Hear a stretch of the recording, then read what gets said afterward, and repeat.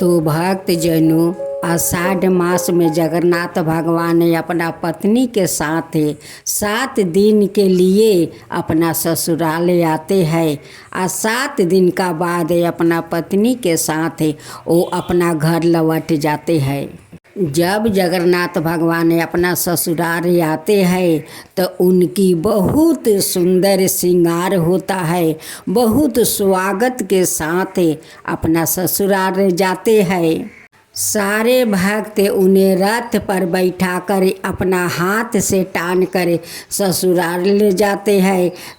फिर जगन्नाथ भगवान का ससुराल में श्रृंगार होता है, उनकी पूजा होता है। पूजा करके रथ में बैठाते हैं और बाजा बजना के साथ उन्हें अपना घर लोग रथ को टान कर ले जाते हैं। जगन्नाथ भगवान का जितना भक्त है उनकी रथ टान कर उनकी घर ले जाते हैं। जगन्नाथ भगवान बहुत प्रसन्न अपना भक्त पर हो जाते हैं कि आज मेरा भक्त मुझे टान कर ससुराल ले गया, ससुराल से फिर मेरा घर लाया है। उन पर बहुत प्रसन्न हो जाते हैं।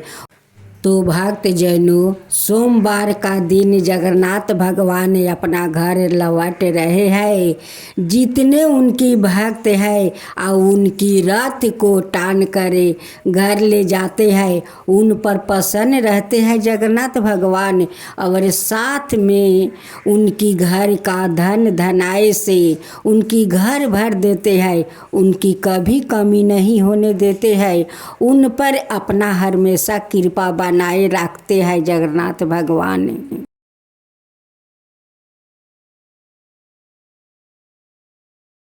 आते 7 दिन के लिए अपना ससुराल आते हैं और 7 दिन का बाद अपना पत्नी के साथ वो अपना घर लौट जाते हैं। जब जगन्नाथ भगवान अपना ससुराल आते हैं तो उनकी बहुत सुंदर श्रृंगार होता है, बहुत स्वागत के साथ अपना ससुराल जाते हैं। सारे भक्त उन्हें रथ पर बैठाकर अपना हाथ से टान कर ससुराल ले जाते हैं।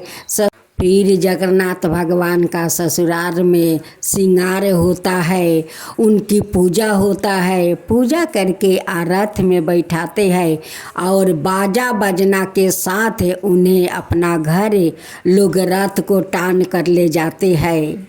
जगन्नाथ भगवान का जितना भक्त है उनकी रथ टान कर उनकी घर ले जाते हैं। जगन्नाथ भगवान बहुत प्रसन्न अपना भक्त पर हो जाते हैं कि आज मेरा भक्त मुझे टान कर ससुराल ले गया, ससुराल से फिर मेरा घर लाया है। उन पर बहुत प्रसन्न हो जाते हैं। तो भक्त जनों, सोमवार का दिन जगन्नाथ भगवान अपना घर लौट रहे हैं। जितने उनकी भक्त है और उनकी रथ को टान कर घर ले जाते हैं, उन पर प्रसन्न रहते हैं जगन्नाथ भगवान। और साथ में उनकी घर का धन धनाए से उनकी घर भर देते हैं, उनकी कभी कमी नहीं होने देते हैं। उन पर अपना हमेशा कृपा बनाए रखते हैं जगन्नाथ भगवान।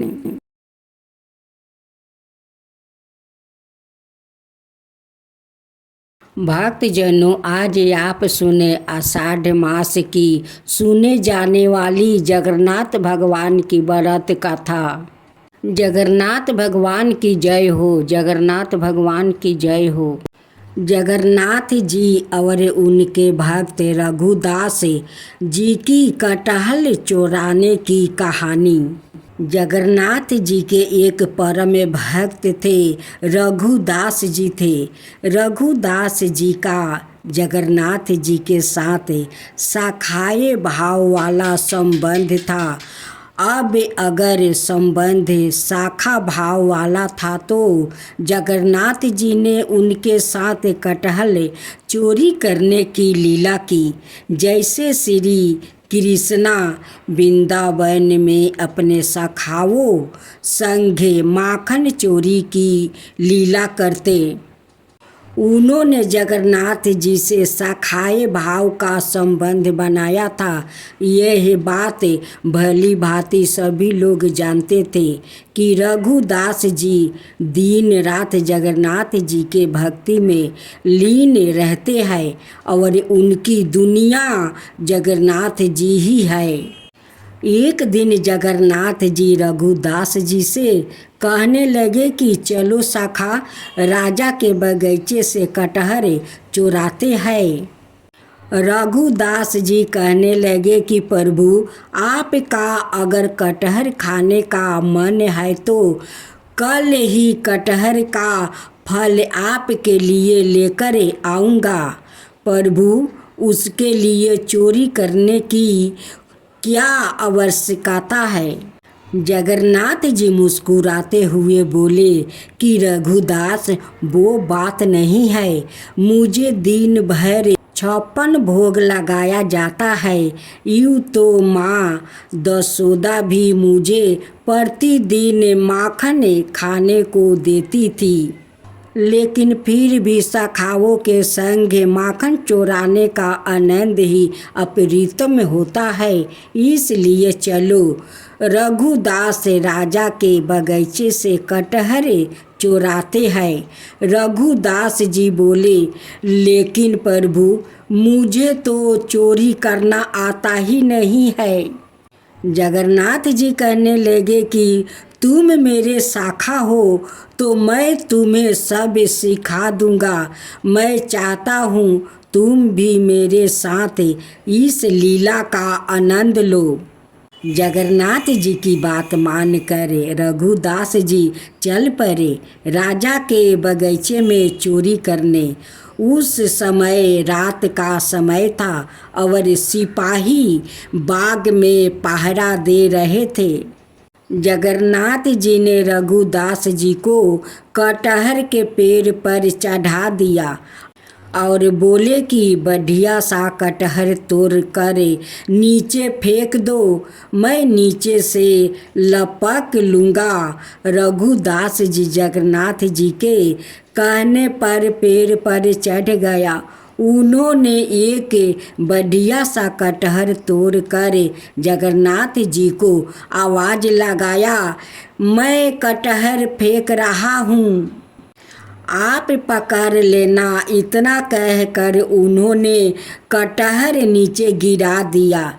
लेकिन यह क्या, जगन्नाथ जी तो वहाँ से गायब हो चुके थे और कटहल धड़ाम से जमीन पर गिर गया।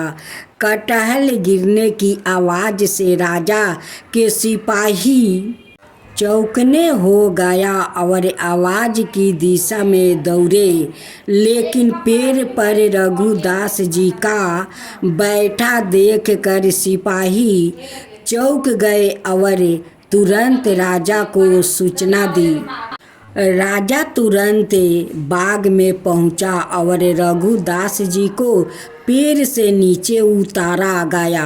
राजा ने रघुदास से कहा कि आपको कटहल खाने की इच्छा थी तो मुझे संदेश भिजवा देते। आपको कटहल चुराने की क्या ज़रूरत आन पड़ी?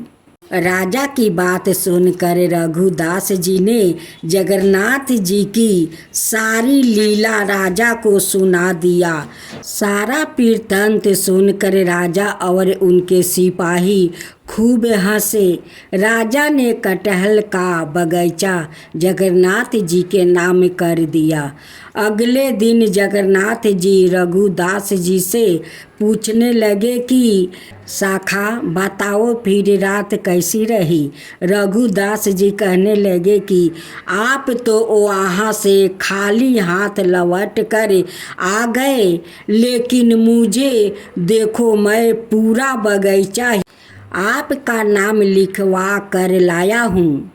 ऐसा ही है जगन्नाथ जी, जो अपने भक्तों की कष्टों से रक्षा करते हैं तो कभी कभी अपने भक्तों को फंसाने की लीला भी करते हैं। उस अनुपम सुख का अनुभव तो उनके परम भक्त ही कर सकते हैं। कहते हैं कि एक बार जगन्नाथपुरी रथ यात्रा के शुरू होने पर राजा ने सोने के हाथ वाले झाड़ू से मार्ग साफ करने की विधि भी कर दिया, लेकिन जगन्नाथ जी का रथ सट से मस नहीं हुआ। रथ को आगे बढ़ने के लिए हाथी घोड़े की भी सहायता ली गई थी, लेकिन रथ आगे घिसका ही नहीं। फिर राजा ने रघुदास से कहा कि आप ही भगवान को मनाओ। राजा के कहने पर रघुदास जी जगन्नाथ जी के रथ पर चढ़े और उनके कान में अनुनय विनय किया। जगन्नाथ जी उनकी बात सुनकर प्रसन्न हो गए और जगन्नाथ जी का रथ आगे बढ़ा। भक्त और भगवान की ऐसी लीला सुनकर मन आनंद विभोर हो जाता है। ऐसा ही है जगन्नाथ जी, जो अपनी लीला से सबको अंचभीत कर देते हैं। जय श्री कृष्णा, जय जगन्नाथ। भक्तजनों, आज आप सुने आषाढ़ मास की सुने जाने वाली जगन्नाथ भगवान की व्रत कथा। जगन्नाथ भगवान की जय हो, जगन्नाथ भगवान की जय हो। जगन्नाथ जी और उनके भक्त रघुदास जी की कटहल चोराने की कहानी। जगन्नाथ जी के एक परम भक्त थे, रघुदास जी थे। रघुदास जी का जगन्नाथ जी के साथ शाखाए भाव वाला संबंध था। अब अगर संबंध शाखा भाव वाला था तो जगन्नाथ जी ने उनके साथ कटहल चोरी करने की लीला की। जैसे श्री कृष्णा वृंदावन में अपने सखाओं संग माखन चोरी की लीला करते, उन्होंने जगन्नाथ जी से शाखाए भाव का संबंध बनाया था।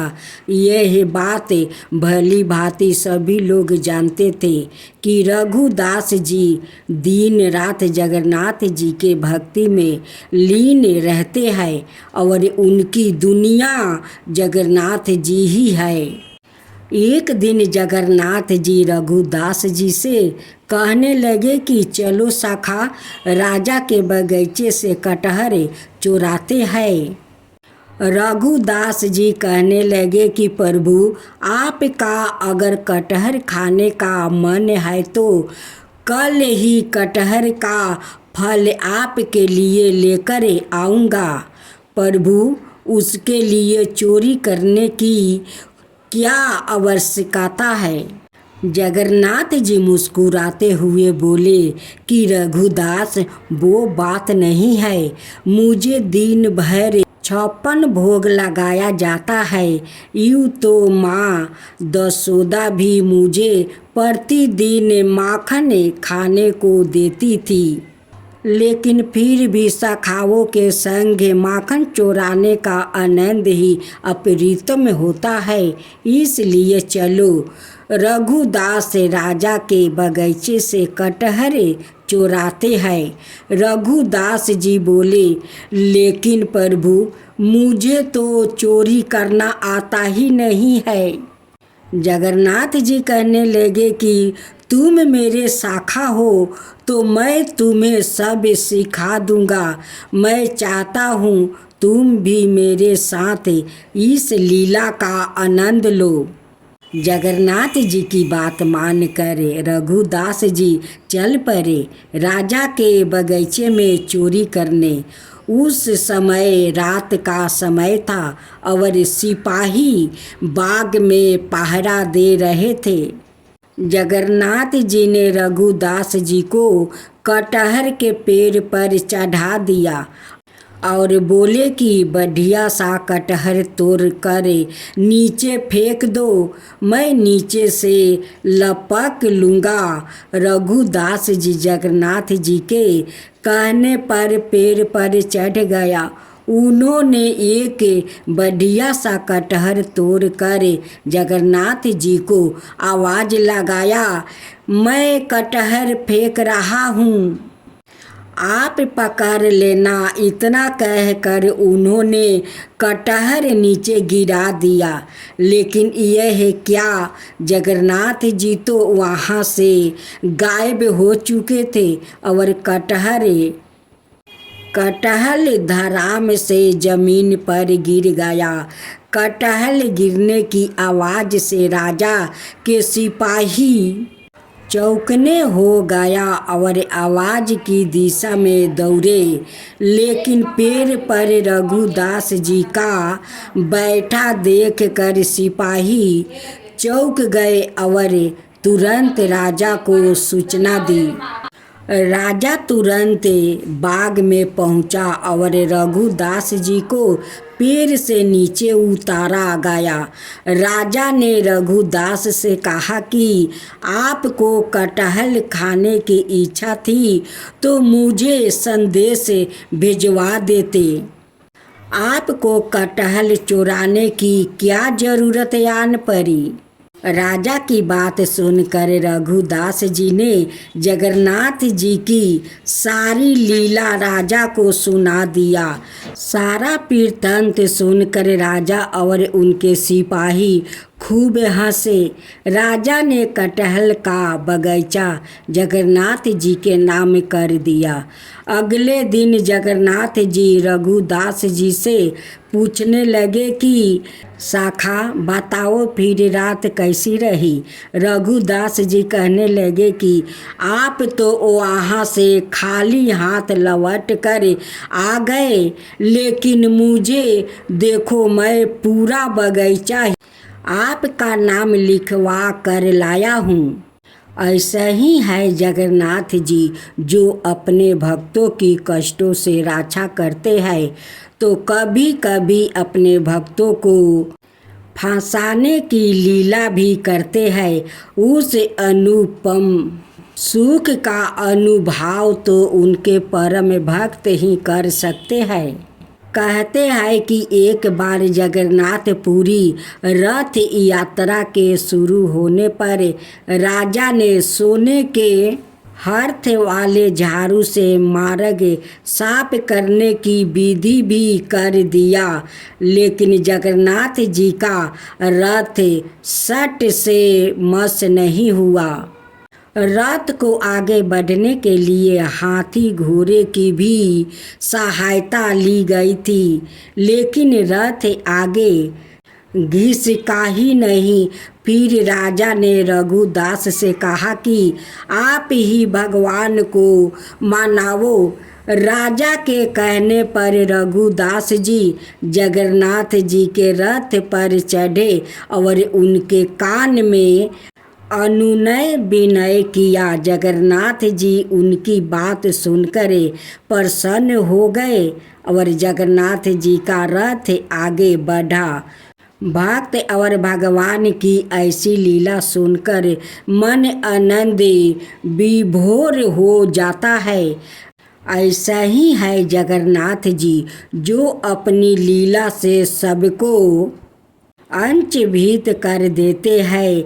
जय श्री कृष्णा, जय जगन्नाथ।